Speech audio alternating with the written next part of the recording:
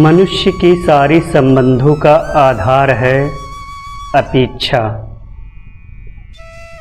पति कैसा हो जो मेरा जीवन सुख और सुविधा से भर दे। पत्नी कैसी हो जो सदैव मेरे प्रति समर्पित रहे। संतान कैसी हो जो मेरी सेवा करे, मेरा आदेश माने। मनुष्य उसी मनुष्य को प्रेम भी कर पाता है जो उसकी अपेक्षा पूर्ण करता है। और अपेक्षा की नियति ही है भंग होना, क्योंकि अपेक्षा मनुष्य के मस्तिष्क में जन्म लेगी। कोई अन्य व्यक्ति उसकी अपेक्षाओं के बारे में जान ही नहीं पाता। पूर्ण करने की संपूर्ण इच्छा हो तब भी कोई मनुष्य किसी की अपेक्षाओं को पूर्ण नहीं कर पाता, और वहाँ से जन्म लेता है संघर्ष। सारे संबंध संघर्ष में परिवर्तित हो जाते हैं अगर मनुष्य अपेक्षा को संबंध का आधार ना बनाए और स्वीकार करे केवल संबंध का आधार प्रेम और विश्वास हो। तो क्या यह जीवन सदैव सुख और शांति से नहीं भर जाएगा? स्वयं विचार कीजिएगा। समय के आरंभ से ही मनुष्य को एक प्रश्न सदा पीड़ा देता है कि वो अपने संबंधों में अधिकतम सुख और कम से कम दुख किस प्रकार प्राप्त कर सकता है। क्या आपके सारे संबंधों ने आपको संपूर्ण संतोष दिया है? विचार कीजिए। हमारा जीवन संबंधों पर आधारित है या हमारी अपेक्षा संबंधों पर आधारित है? इसी कारण हमारे जीवन के सारे सुखों का आधार भी संबंध है, किंतु फिर भी हमें संबंधों में ही अधिकतर दुख क्यों प्राप्त होता है?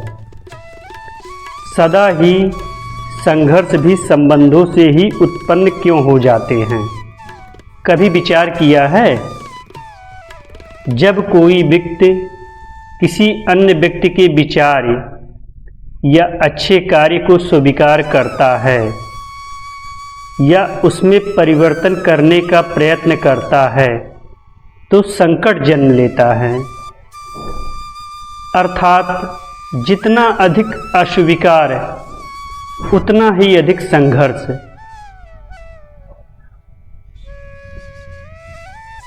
और जितना अधिक स्वीकार उतना ही अधिक दुख। क्या ये वास्तविकता ना थी? यदि मनुष्य अपनी अपेक्षाओं पर अंकुश करे, अपने विचारों को किसी अन्य व्यक्ति में परिवर्तन करने का प्रयत्न ना कर स्वयं अपने भीतर परिवर्तन करने का प्रयास करे, तो क्या संबंधों में संतोष प्राप्त करना इतना कठिन है? अर्थात क्या स्वीकार ही संबंध का वास्तविक अर्थ नहीं? स्वयं विचार कीजिए। जब किसी व्यक्ति को किसी घटना में अन्याय का अनुभव होता है तो वो घटना उसके अंतर्मन को झकझोर देती है। समस्त जगत उसे अपना शत्रु प्रतीत होता है। अन्याय लगने वाली घटना जितनी बड़ी होती है, मनुष्य का हृदय भी उतना ही अधिक विरोध करता है। उस घटना के उत्तर में वह न्याय मांगता है और ये योग्य भी है। वास्तव में समाज में किसी भी प्रकार का अन्याय व्यक्ति की आस्था और विश्वास का नाश है। किंतु ये न्याय क्या है? न्याय का अर्थ क्या है? अन्याय करने वालों को अपने कार्य पर पश्चाताप हो और न्याय भुगतने वाले के मन में फिर से विश्वास जागे। समाज के प्रति इतना ही अर्थ है न न्याय का, किंतु जिसके हृदय में घर नहीं होता वो न्याय को छोड़कर बैर और प्रतिशोध को अपनाता है। हिंसा के बदले प्रतिहिंसा की भावना लेकर चलता है। स्वयं मिली हुई पीड़ा से कहीं अधिक पीड़ा देने का प्रयत्न करता है और इस मार्ग पर चलते चलते अन्याय को भुगतने वाला स्वयं अन्याय करने लगता है। शीघ्र ही वो अपराधी बन जाता है। अर्थात न्याय और प्रतिशोध के बीच बहुत कम अंतर है और इसी अंतर का नाम है धर्म। क्या ये सत्य नहीं है? स्वयं विचार कीजिए। दो व्यक्ति जब निकट आते हैं तो एक दूसरे के लिए सीमाएं और मर्यादा निर्मित करने का प्रयत्न अवश्य करें।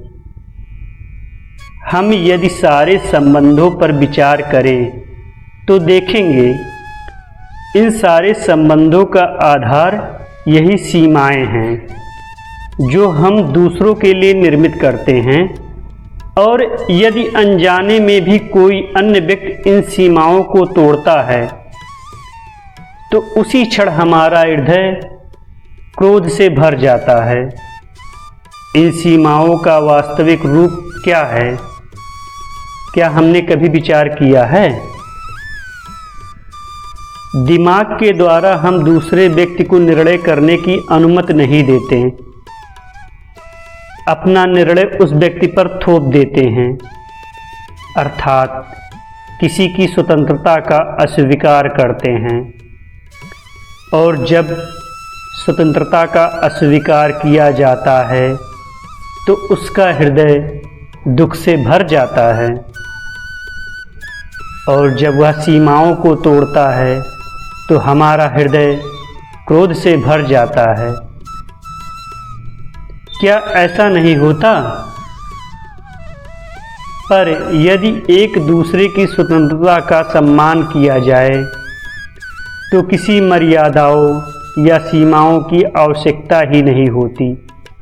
अर्थात इस प्रकार स्वीकार इसी संबंध का ध्येय है। वैसे ही स्वतंत्रता किसी संबंध की आत्मा है। स्वयं विचार कीजिए। पिता सदा ही अपने संतान के सुख की कामना करते हैं, उनके भविष्य की चिंता करते रहते हैं। इसी कारण वह सदा ही अपने संतानों के भविष्य का मार्ग स्वयं निश्चित करने का प्रयत्न करते हैं।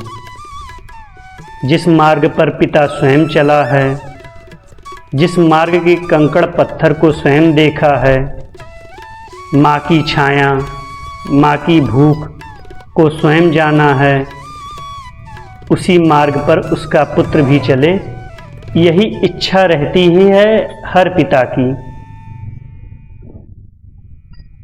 यह संदेश उत्तम भावना है, किंतु 3 प्रश्नों के ऊपर विचार करना हम भूल जाते हैं।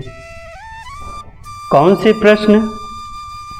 प्रथम प्रश्न, क्या समय के साथ प्रत्येक मार्ग बदल नहीं जाते?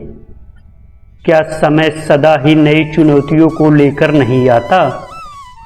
तो फिर बीते हुए समय के अनुभव नई पीढ़ी को किस प्रकार लाभ दे सकते हैं? दूसरा प्रश्न, क्या प्रत्येक संतान अपने माता पिता की छवि होता है? संतानों को संस्कार अवश्य माता पिता देते हैं, किंतु भीतर की क्षमता तो ईश्वर देते हैं। तो जिस मार्ग पर पिता को सफलता मिली है, विश्वास है कि उसी मार्ग पर उसकी संतान को भी सफलता और सुख प्राप्त होगा। तीसरा प्रश्न, क्या जीवन के संघर्ष और चुनौतियां लाभकारी नहीं होती? क्या प्रत्येक नया प्रश्न एक नए उत्तर का द्वार नहीं खोलता? तो फिर संतानों को नए प्रश्न, संघर्ष और चुनौतियों से दूर रखना या उनके लिए लाभ करना कहलाएगा या हानि पहुंचाना? तथा जिस प्रकार संतान के भविष्य का निर्माण करने के बदले उसके चरित्र का निर्माण श्रेष्ठ है, वैसे संतानों के जीवन का मार्ग निश्चित करने के बदले उन्हें नए संघर्षों के साथ जूझने के लिए मनोबल व ज्ञान देना अधिक लाभदायक नहीं होगा? स्वयं विचार कीजिए। सबके जीवन में ऐसा प्रसंग अवश्य आता है कि सच कहने का निश्चय होता है हृदय में, किंतु मुख से सत्य निकल नहीं पाता। कोई भय मन को घेर लेता है। किसी घटना अथवा प्रसंग के बारे में बात करना या फिर स्वयं से कोई भूल हो जाए उसके बारे में कुछ बोलना, क्या यह सत्य है? नहीं, यह तो केवल तथ्य है। अर्थात जैसा हुआ था वैसा केवल बोल देना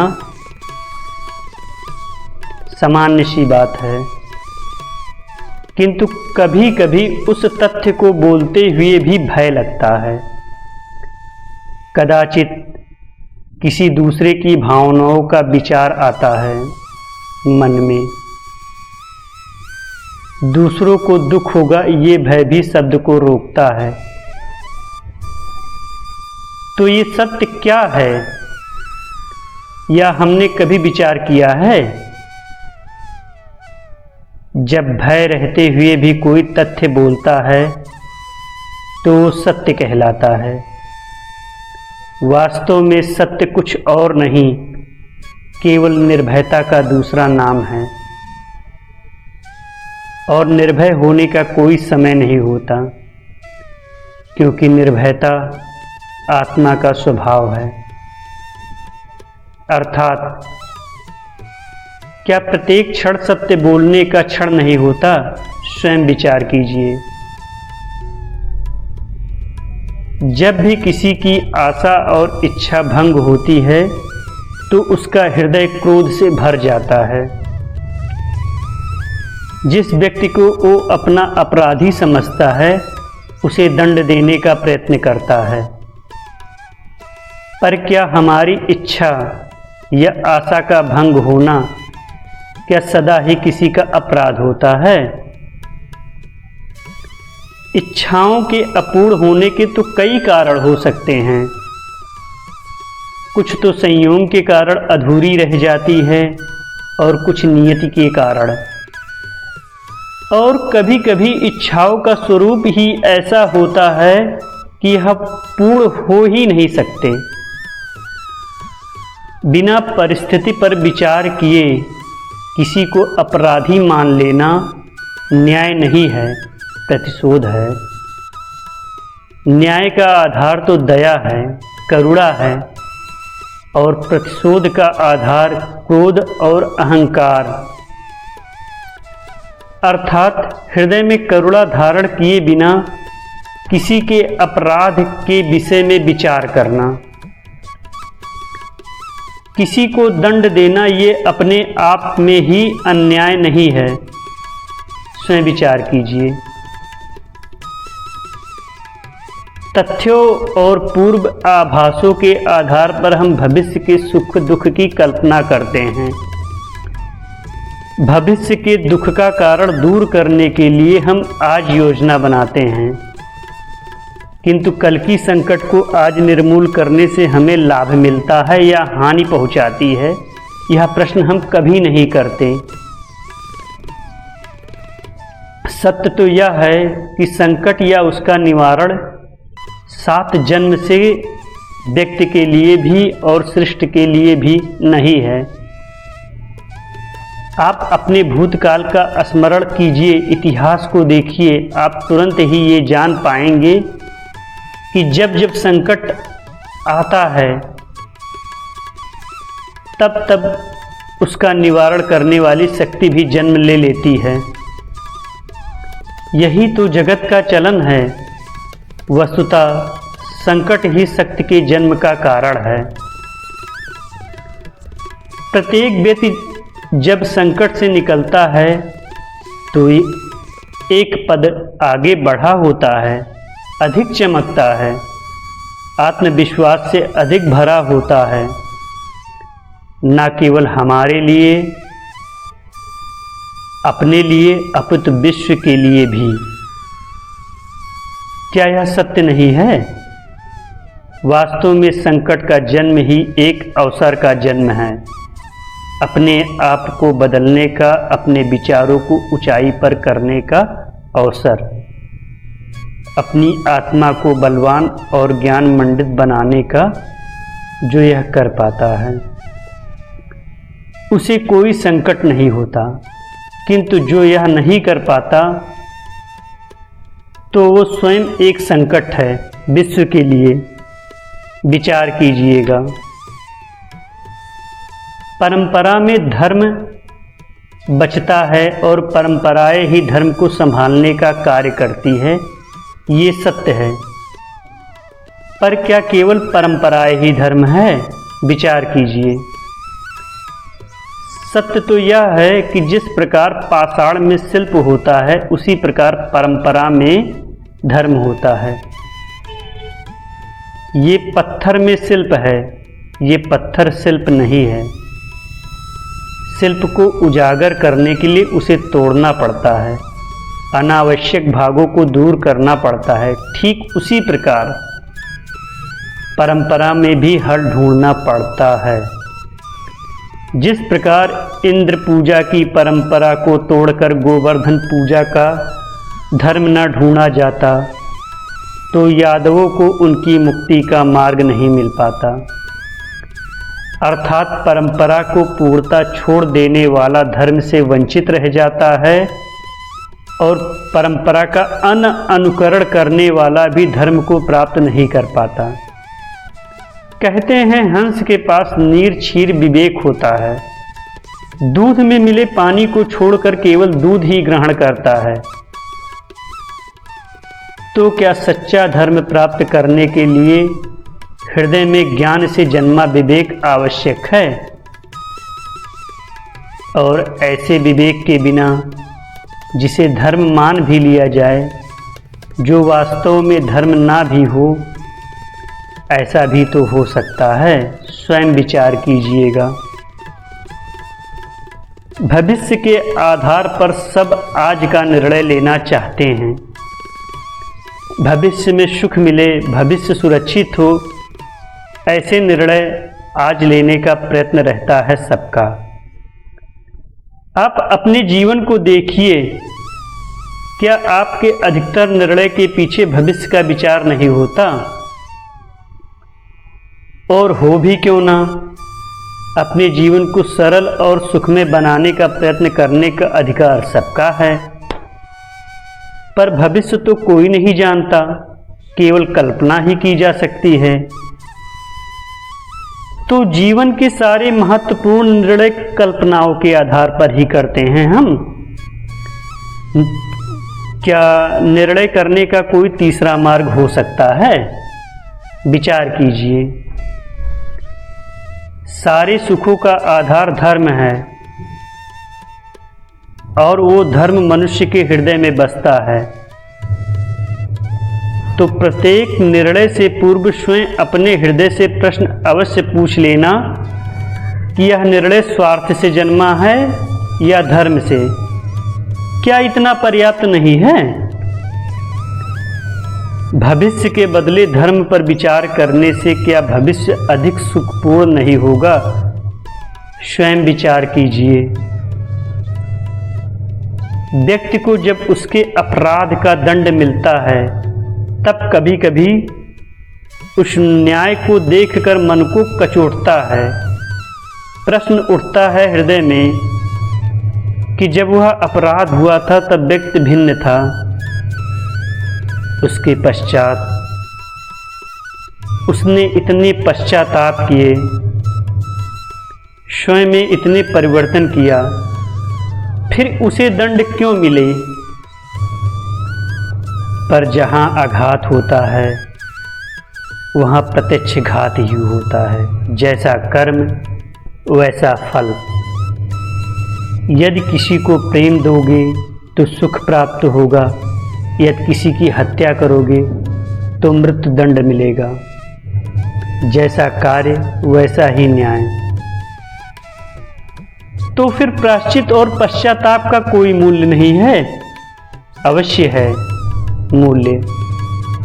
प्रायश्चित और पश्चाताप मनुष्य की आत्मा को बलवान करता है, आने वाले दंड को स्वीकार करने के लिए मनुष्य को तैयार करता है।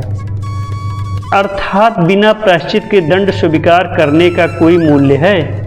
स्वयं ही विचार कीजिएगा। जब आपके किसी अच्छे कार्य के उत्तर में दुख प्राप्त होता है अथवा किसी को उसके दुष्कार्य में सुख मिलता है, तो मन अवश्य विचार करता है कि अच्छा कार्य करने का, धर्म के मार्ग पर चलने का तात्पर्य क्या है। पर दुष्ट आत्मा को क्या प्राप्त होता है ये भी देखिए। दुष्टता करने वाला हृदय सदा चंचल रहता है और बुलाता रहता है। मन में सदा नए नए संघर्ष उत्पन्न होते हैं। अविश्वास उसे जीवन पर दौड़ाता है। क्या यह सुख है? जबकि धर्म पर चलने वाला, अच्छा कार्य करने वाला, सच्चरित्र व्यक्ति का हृदय शांत रहता है। परिस्थितियां उसके जीवन के सुख में बाधा नहीं बनती। समाज में सम्मान और मन में संतोष रहता है सदा। अर्थात अच्छा बर्ताव भविष्य में किसी सुख का मार्ग नहीं है। अच्छा बर्ताव स्वयं सुख है, अथवा बुरा बर्ताव भविष्य में किसी दुख का मार्ग नहीं। वह अधर्म उसी क्षण दुख उत्पन्न करता है, अधर्म से सुख नहीं। सत्ता की लालसा सबके हृदय को घेरे रहती है। प्रत्येक व्यक्ति अपना एक राष्ट्र निर्मित करने का प्रयत्न अवश्य करता है। फिर वो राष्ट्र कुरु राष्ट्र की भांति बहुत बड़ा हो या फिर अपने परिवार तक सीमित हो, वो सत्ता प्राप्त करने का प्रयास अवश्य करता है। किंतु सत्ता का वास्तविक रूप क्या है, क्या हमने कभी विचार किया है?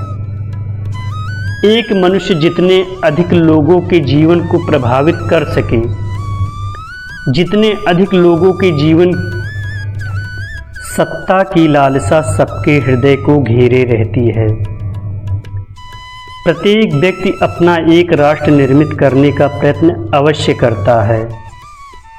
फिर वह राष्ट्र कुरु राष्ट्र की भांति बहुत बड़ा हो या फिर अपने परिवार तक सीमित हो, वो सत्ता प्राप्त करने का प्रयास अवश्य करता है। किंतु सत्ता का वास्तविक रूप क्या है, क्या हमने कभी विचार किया है? एक मनुष्य जितने अधिक लोगों के जीवन को प्रभावित कर सके, जितने अधिक लोगों के जीवन की स्वतंत्रता पर अंकुश रख सके, उतनी ही अधिक सत्ता का अनुभव करता है। सत्ता का वास्तविक रूप ही है अन्य के जीवन पर स्वयं का प्रभाव। किंतु क्या वास्तविक प्रभाव प्रेम, दया, करुणा और धर्म से निर्मित नहीं होता? जब भी मनुष्य कठोरता और अधर्म से सत्ता प्राप्त करने का प्रयत्न करता है, तब वो दूसरों के हृदय में विरोध अथवा विद्रोह को जन्म देता है और परिणाम कुछ इस प्रकार।